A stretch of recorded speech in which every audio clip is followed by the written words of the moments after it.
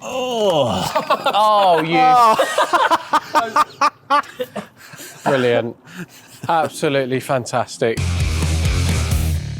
Hello everyone and welcome back to the Autoalex V2 channel. You join me on a beautiful Saturday morning with my beloved Austin Allegro 1300 Super. Now you may have seen this car on the Autoalex V1 channel. This appeared as part of our £3,000 classic car series. I bought this recently for a bit of a laugh, I'll be honest. I got offered it really cheap. It was 550 quid. A lot of people say that back in the day, these were one of the worst cars ever made and one of the ugliest as well.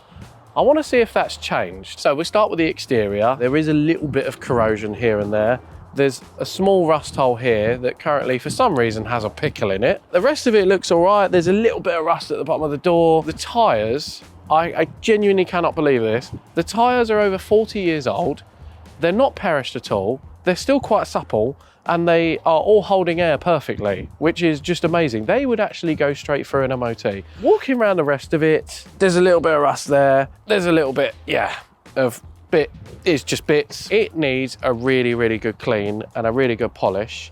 So I am going to enlist the help of some friends of mine. So the interior, come and have a look. It is brown, brown, brown, and brown, and it smells quite bad. So what we're gonna do, we're gonna give this car a really, really good clean inside and out because this is grim. And then we're going to see if we can get this car MOT worthy. That includes lights, wipers, brakes, make sure it runs properly, holds its temperature properly. And we're going to take it out and see if we can have some fun with it and see how bad this car actually is. Because I've got a theory. I reckon this car's quite cool.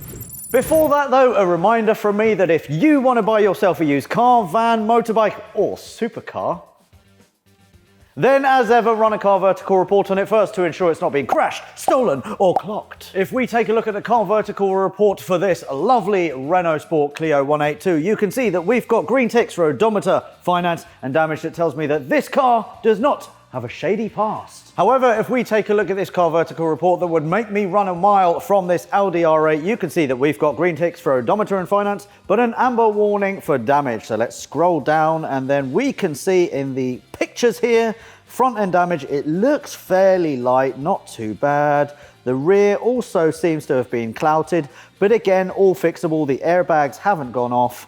And if we scroll down a little bit further, you can see this car was not damaged once, but twice, and it was a Category S write-off. So you know that if you were to look for this car, especially an R8 like that, as a clean title vehicle, because of Car Vertical, that's a big fat lie. Thanks, Car Vertical. So again, do yourselves a favor when buying a used car, van, motorbike, or supercar. Run a Car Vertical report on it first. What's more, you will get a massive 20% off using the code V2. Back to it.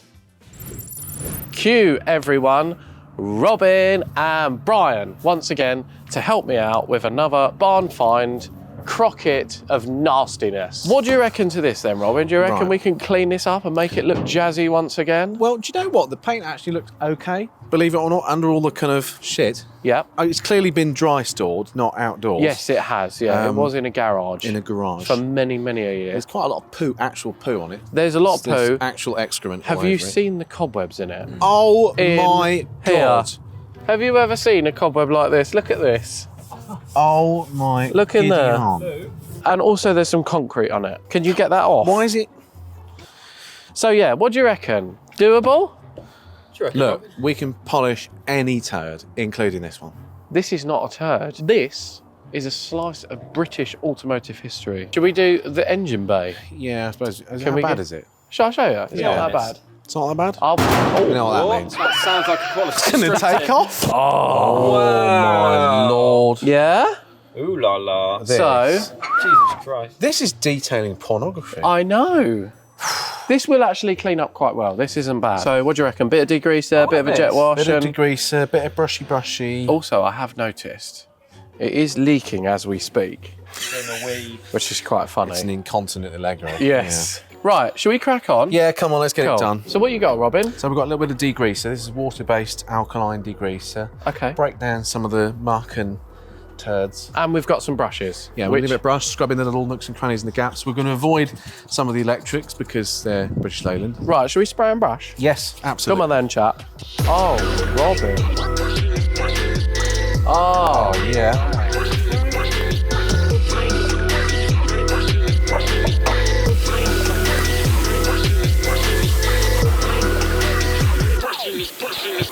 We're spraying a little bit of tar and glue remover just directly onto the block. We've got quite a lot of built up, horrible, black, mucky, greasy gunk on it.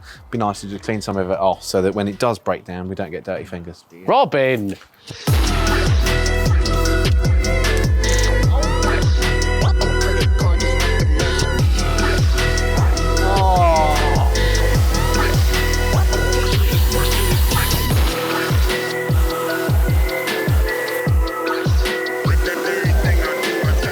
I actually can't believe how good this looks. It's actually cleaned up quite well. Really well. In a way, I think the grease might have preserved it. Brian's just putting on some satin waterborne dressing, so this isn't going to all greasy and stuff. It'll just dry nice and flat. Factory finish. Right, what's next, Robin? Right, we're going to give the outside a pre-wash. We're going to use actually the same chemical as we use to degrease the engine bay. Oh, it's an alkaline pre-wash cleaner. Nice. Cool. It just works to break down some of the stuff that's kind of baked on there over the years. Like the of being concrete? Not the concrete. We're going to have to use something else, for that, unfortunately. All right, maybe a wire brush. Don't say that. Are you on your way? Hate me. Are you on your way? I ain't got that people pleasing gene. I want big scheme, a crocodile with too much style. So hate me. Are you calling yet? It's okay when I stand in as your pet. A little bit of concrete remover here. Is this actually concrete remover? Yeah, I've already got it off. What? It's actually concrete remover. I come prepared for every eventuality when I come to see Taylor. How many cars have you come across with concrete on them? Do you know, I had a Mercedes. It was a C300 or something, I think it was. And he'd driven through a patch of wet concrete and it had all sprayed all up the side. And you got the concrete Yeah, I off? got all the concrete off. Took quite a while. Concrete remover, everyone. Yeah. It's magic. I've got access to a foamy bottle. Oh. Oh. I am officially a detailer. You can really see how beige it is now. You scrub it, Brian. Look at all those bits. Oh.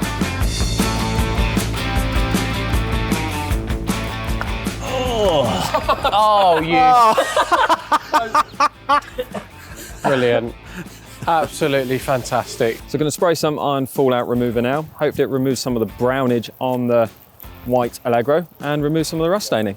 So when it starts to react with the iron, it should turn a nice red or purple colour, as you can see. We're going to try and agitate some of the rust stains on the paint so that we can try and preserve some of what's left of it. There's no guarantee it'll work, but we'll give it a go. And if it does, it's going to look pucker.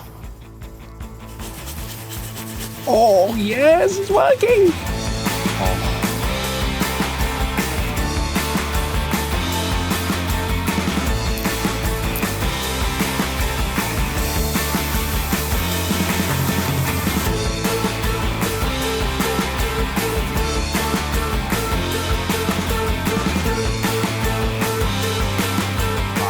Giving it a wash. Yeah. It's come up surprisingly well. Amazingly well. Amazingly well, actually. Yeah, we got rid of a lot of the rust stains and it's all white, not brown. No more brownage. No more brownage. We still need to do the interior, but we're quite curious as to what's come out of this car and the engine bay and underneath and all sorts of stuff. So should we push it back and see what's happened? Should we shunt it that way? Yeah. Jesus. Is that a dead bird? Oh my God. Look at all that rubbish. Oh, it's all squidgy.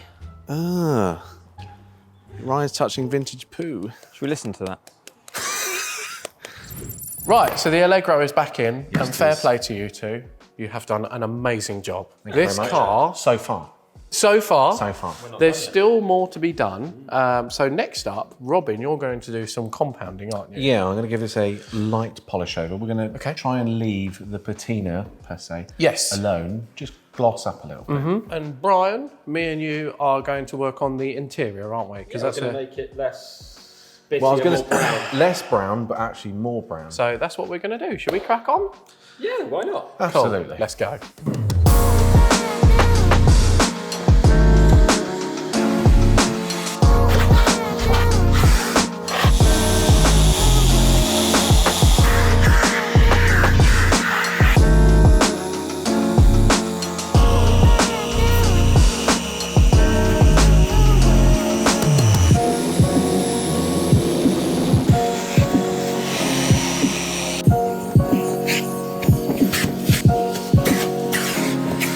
Off.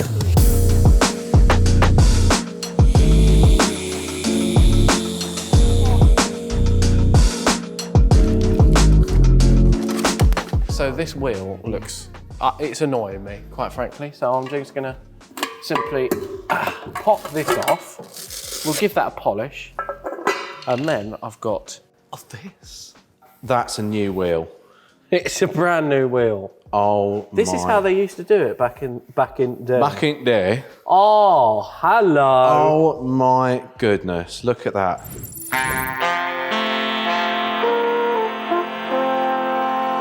The Allegro is one of a 12-car family, and you can have it with a choice of 4 engines at prices ranging from just under £1,000 to about £1,400. Allegro, the new driving force from Austin.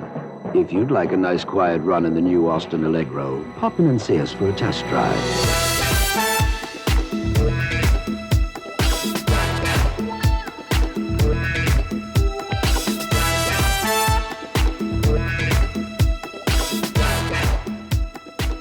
Oh my goodness. Yeah? Wow. Yeah. How have you done that? That is spectacular. I've repainted the wheels. Oh, they've been silvered. And Silver. Brian polished the... Bit of silver hammerite. Wow. And then I've Robin... zhuzhed the paint a little bit, just a little. Oh, that is... Wow. Look how brown it is. Yeah? Wow. It's like brand new. This car genuinely is like a time warp. Can I just say, I've been doing this for, what, 6 or 7 years now? This is probably the most fun I've had since I started Really? detailing. And it's taken us less than 2 hours. Yeah. And this is just the bollocks. Do you know what? I hope this episode has inspired other people to go out with their mates, buy a shitbox, And tart it up. and just spend an evening or a weekend just tightening it up. Just give it another chance. Because this has been the most fun. And I think part of the reason is because we had such low expectations for this car. Yeah, when you sent me the pictures, I was a bit, it's not Yeah, and no one really cared about it. And the more we clean it and the more time we spend on Just it, the gets more better you're like, and better, doesn't it? oh. Anyway, I think all that's left now is for me and Luke to put this on the ramp, Yep. give it a once over, and do you know what? I'm just going to take it for an MOT. Why not? I'm just Yeah. going to wing it. What happens? Just see what happens. Just see what happens. Let's do it. Do you know what? How bad could it be? Right. Last words.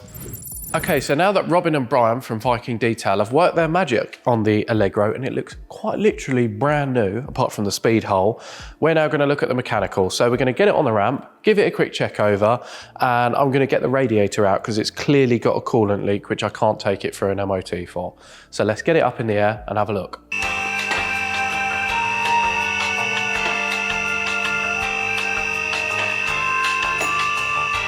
Okay, so starting from the front, we've got a monumental coolant leak, which is leaking out the bottom corner of the radiator, which we're going to remove in a minute.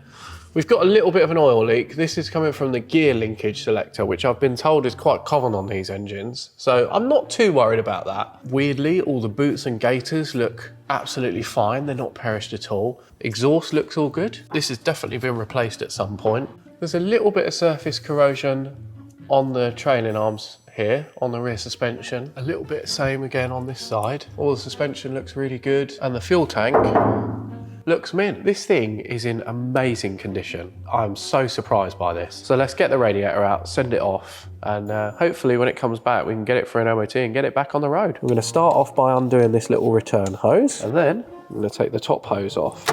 Oh dear, that's not been off in a few years. And then unplug this little coolant temp sensor. Take the bottom hose off. I'm going to undo these. Hope they don't snap. Oh, and these brackets should simply lift up. 1, 2, and then in theory, oh dear. And then, there we go. How long was that? 3 minutes and 27 seconds. 3 minutes and 27 seconds. How easy was that? That is the joy of working on old cars like this. Now, because of the rarity of this car, we can't just go out and get a new one of these. We have to get this one rebuilt and recored. So it is going to take about a week. So join us next time where hopefully we can get a new one of these or get this rebuilt and then get this old girl for an MOT. I hope you enjoyed this episode. Don't forget to like and subscribe. I'll see you next time.